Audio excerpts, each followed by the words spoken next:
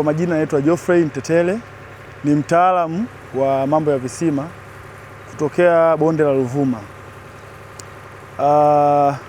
Kwanza kabisa tungependa kumshukuru mama yetu Samia Suluhu Hassan kwa ajili ya kutuletea miradi ya maji kama inavyoonekana, ambayo inasaidia kumtua ndoo mama kichwani. Kwa hiyo cha pili, napenda kumshukuru Mheshimiwa Mbunge Homera kwa ajili ya kutusaidia zoezi la uchimbaji visima ambalo linaendelea katika jimbo la Namtumbo. Kwa sasa tulikuwa tuna mradi wa kuchimba visima katika vijiji vifuatavyo. Tumechimba katika kijiji cha Amani, katika kijiji cha Namali, katika kijiji kingine cha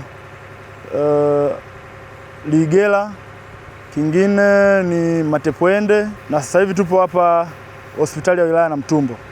Kwa hiyo katika vijiji vyote hivyo matokeo ni mazuri, maji ya kutosha, na wananchi wa kweli wametupokea vizuri na wamefurahi sana. Kwa hiyo kwa sasa tupo hapa eneo la hospitali ya wilaya Namtumbo.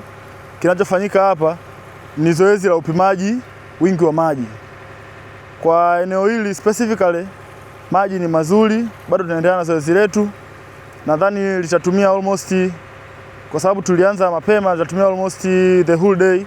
Kwa hadi leo ikifika mida ya jioni tutakuwa tushapata matokeo kamili. Lakini hali ni nzuri na maji ni ya kutosha.